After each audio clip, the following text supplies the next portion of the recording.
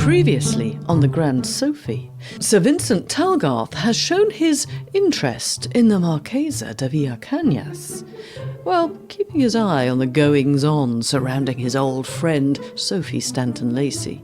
Sophy has assisted Hubert in his somewhat troubling situation with Mr. Goldhanger, the moneylender. I am not in the least afraid of you, Mr. Goldhanger, and I took the precaution of bringing my pistol. Before turning her attention to Cecilia, kidnapping Lord Charlbury and shooting him so that he wouldn't be killed in a duel. Or rather extravagant, I think.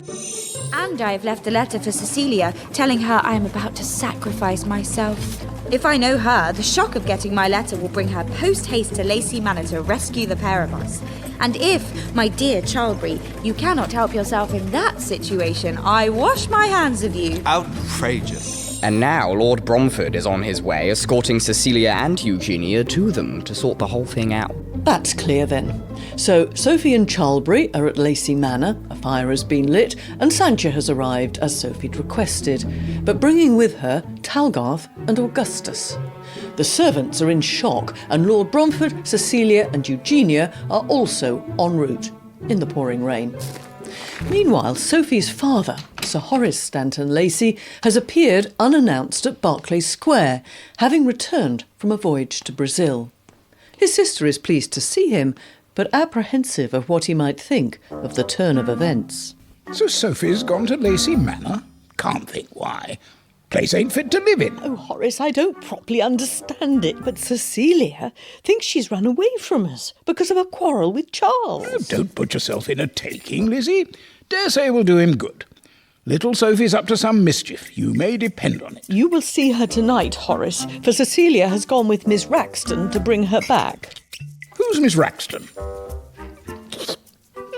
Quite a tolerable wine, this. If you ever listened to a word anyone said to you, Horace, you'd know Miss Raxton is the lady Charles is about to marry. Ah, yes. Thought you said she was a dead ball. It was you who said that. You may depend on it, I was right. Isn't Cecilia to be married too? Charlbury, ain't it? Alas, that went off, as she would not accept him. You may as well know, Horace, that Lord Charlbury has been paying Sophy a great deal of attention. Has he, by Jupiter? Perhaps, Mamma, you may be able to explain to me. Sir, it's you, is it? Famous. You could not have come at a better time. Your precious daughter has gone off with Everard Charlbury. What's she done that for, I wonder? I've no objection to her marrying Charlbury. Good family, handsome property. She did it to infuriate me. And as for marrying Charlbury, she'll do no such thing. Who says so? I say so. What's more, she hasn't the slightest intention of doing such a thing. Sophie would never run away with Charlbury. You must have been terribly unkind, Charles, to make her do such a thing. Dreadfully unkind. When she stole the young chestnut from my stables and drove him in the park. Now, that was wrong of her. I'm surprised to hear of her behaving so improperly. What's got into her? Merely her damnable desire to pick a quarrel with me. I'm afraid, my boy, you do not like my little Sophie. Your little Sophie, sir, has not allowed me... us... one moment's peace since she descended on this house. How can you say so, Charles? Her kindness, her devotion to this family. I don't forget that, Mamma, but this latest exploit with Charlbury, which Eugenia had the goodness to tell me about in this letter... Ah, she's up to something. You may depend on it. Try some of this Madeira, my boy. I'll say this for your father. He's a capital judge of wine. Oh, Horace, is it nothing to you that your daughter is in a fair way to ruining herself? Ruining herself? You haven't got her measure at all, Mamma. If that Spanish woman isn't also at Lacey Manor, you may call me a blockhead. Ah, Sancha, eh? I've been meaning to talk to you about her, Lizzie. Sophie may have told you my intentions in that direction. Of course she did, and I paid her a visit. But I cannot conceive what possessed you to offer for her. One gets carried away, you know. Devilish fine woman. Wouldn't surprise me to have heard someone else was dangling after her. Fact of the matter is, I doubt if I am a marrying man. If it's any consolation, sir, your daughter has been doing all she can to hold Talgarth off from the Marchesa. Now, why must Sophie meddle? Talgarth, eh? He has a great deal of address, and I'll wager he has an eye for Sancho's fortune. I think you are both quite shameless. You sit there while Sophie is trying to ruin herself. She must be brought back at once. She will be. Sir Horace, do you mean to stay commending my father's taste in wine, or do you mean to accompany me to Lacey Manor? Set out at this hour when I've been travelling for 2 days? Have a little common sense. Well, sir, I am leaving immediately. And what do you mean to do when you get there? Wring Sophie's neck. You don't need my help for that, my dear boy. I wish you Godspeed. Meanwhile, at Lacey Manor, the Marchesa was taking things in hand. It is evident I must exert myself a little. That is bad. But worse, infinitamente, is that we should starve. Lead me to the kitchen and be grateful to me, Sophy, so that we do not quarrel. For I must tell you that I do not think it will suit me to be married to Sir Horace. Sophy, know that I have married Sir Vincent, and I am not now the Marchesa de Villacagnas, but Lady Talgard, which is a name I cannot properly pronounce, but no matter. Married? Sir Vincent, if I were a man, you would suffer for this treachery. All's fair in love and war, Sophy, and my need is greater than Sir Horace's. And though you shoot better than most men of my acquaintance, I beg you to remember that my beloved wife is to cook the dinner. Vincent, the servant says there is an abundance of chickens. You shall kill me 2 at once. Sophie, show me the way. If I have to, I shall need fortification. He turned to Lord Charlbury and noticed that he had his arm in a sling. Hurt your arm, Charlbury. How'd you manage that? As a matter of fact, Sophie put a bullet through me. Redoubtable female. I suppose she had her reasons. Not what you might imagine. Try this sherry. I suppose I don't drink to your elopement. Good God, no. I am devoted to Sophie, but heaven preserve me from marriage with her. If heaven didn't, I fancy Rivenhall would. This wine is perfectly tolerable. Don't finish the bottle before I come back, and don't waste it on the poet who's gone wandering somewhere. Sophie, what in the world have you brought in now? Some ducklings the cook was raising. Sancha complained they would run under her feet. We're not having them for dinner, are we? Good gracious, no. They'll be perfectly happy in this box if I can find something to cover it.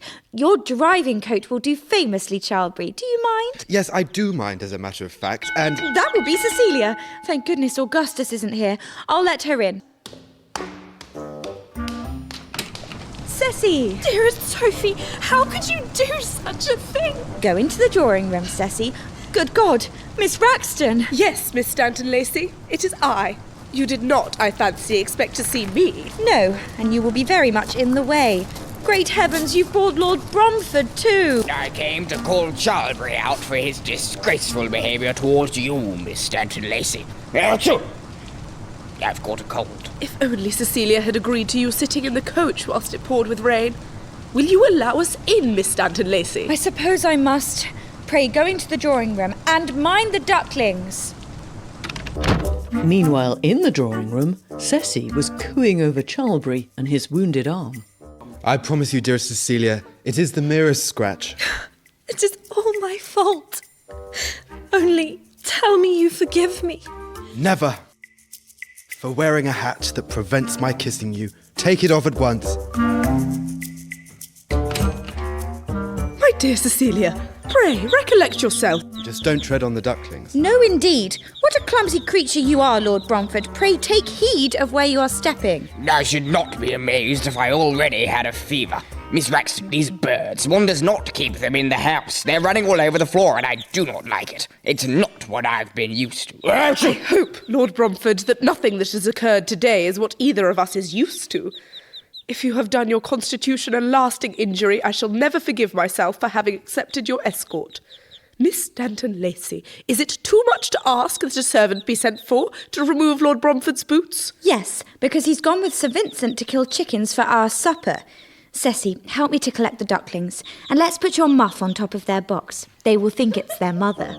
This levity will not serve, Miss Stanton Lacey. Lord Bromford, I beg you, sit by the fire.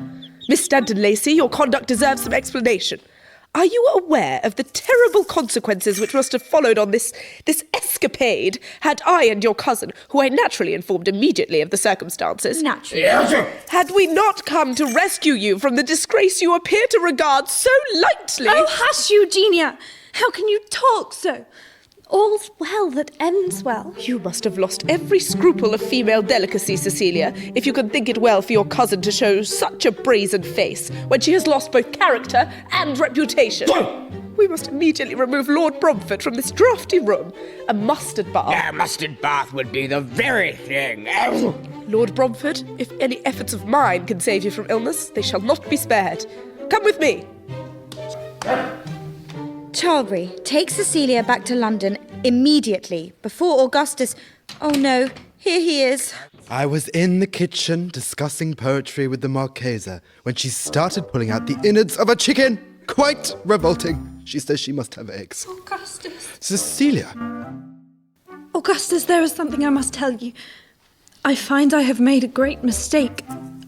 I cannot marry you. Noble girl, I honour you for this frankness. You have inspired me with a poetic fervour for which the world may yet thank you. But marriage is not for such as I. You should marry Charlbury. Thank you. As do I, Fawnhope. But you will allow me to dedicate my play to you, Cecilia. Now that is settled, will you go and find eggs for Sancha? I know nothing of eggs. I'm going to write a poem about you. Splendid! Take this candle and go into the library. Now, Ceci, you must go back to Berkeley Square. Think how anxious your mother will be. Come, my dearest. The chaise will be ready in moments. Very well, Charlbury, if you think so. But what will you do, Sophie? My brother Charles is on his way.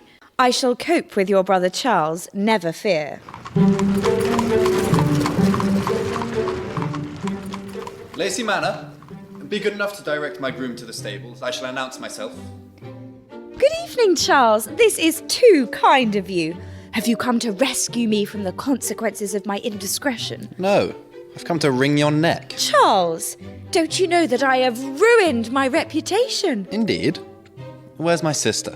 She's driven back to London with Charlbury. You may have passed them on the way. Very likely. Did Miss Raxton accompany them? Or is she still here? She is, but she is very much occupied. Oh, will you take this duckling, dear Charles, while I pour you a glass of sherry? How wet your coat is. I do hope you haven't caught a chill. Of course I haven't. Besides, it stopped raining half an hour ago. I am much relieved. Poor Lord Bromford contracted the most shocking cold. He meant to call Charlbury out, you know, but all he could do was sneeze. Bromford's here? Why? Miss Raxton brought him. I think she hoped he might have offered for me and so saved my reputation. Even Eugenia wouldn't bring that blockhead down upon you. Miss Raxton does not consider him a blockhead. She says he is a man of sense and one whose views Thank you, I've heard enough. Take this duckling and I will find Eugenia. She's with Bromford in the best spare bedroom. What? Persuading him to swallow a little gruel. Second door at the top of the stairs, dear Charles. Upon my word! Pray, close the door, Charles. Lord Bromford is extremely unwell. Have you no consideration? Obviously not. Did you imagine, my dear Eugenia, that you would make me believe ill of Sophie with your foolish and spiteful letter? How could you have been so crassly stupid as to suppose that she could ever need your meddling to set her right in the eyes of the world? Sir, you shall answer to me for those words. Certainly. Where and when you please. Do not heed him, Lord Bromford. If a meeting were to take place between you on my account, I could never hold my head up again. Charles, I must request you leave this room immediately. Now my eyes have been opened to your true character. You will oblige me by sending an announcement to the Gazette that our engagement is at an end. I shall do so at once. Pray accept my profound regrets and my earnest wishes for your future happiness. And how did you find the patient, Charles? I have more important things on my mind. Will you marry me, vile and abominable girl that you are? Are you freed from your engagement? Miss Raxton terminated it. As Ceci terminated hers to Augustus, which means... Are you going to give me an answer, you maddening wretch? Yes, but... But what? Only to stop you wringing my neck. Now, get rid of these ducklings and come with me at once. Charles, we can't leave poor Sancha with Sir Vincent. Is he here too? Why am I surprised? He and Sancha have got married, Charles. What will Sir Horace say? I'm sure he'll be delighted. I forgot to tell you, he's waiting for us in Berkeley Square. Where's your hat? But we can't abandon Sancha with all these dreadful people. Yes, we can. And we shall. I intend to restore you to your father immediately. Did you come in your curricle? If it starts to rain again, I shall be drenched. Serves you right. Charles, you cannot love me. I don't.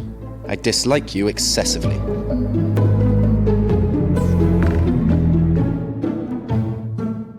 For more information about the Grand Sophie podcast or the books of Georgette Heyer, go to thegrandsophie.co.uk. Sophie was played by Emily Moulton, Charles by Flynn and Ray. Elle Bess played Eugenia and also the Marchesa and Madame de Leven. Katie Walton played Cecilia and Amabel. Jack Womack played Hubert, Augustus Faunhope, Alfred Raxton, and Lord Charlbury. And James Acker played Sir Vincent Talgarth, Lord Bromford, and Goldhanger. They are all members of the Oxford University Dramatic Society. Peter Buckman played Sir Horace and wrote the script. Jane Markham was the narrator and directed operations. We are also grateful to Poppy Sowerby, Sasha Buckman, and Jenny Broomfield for their invaluable assistance, and to Balliol College and the Oxford Union for rehearsal and recording space. The Grand Sophy is available from Arrow Books in print and digital form. Copyright Georgette Heyer, 1950, all rights reserved. This was a Podcats production for Heron Enterprises Limited.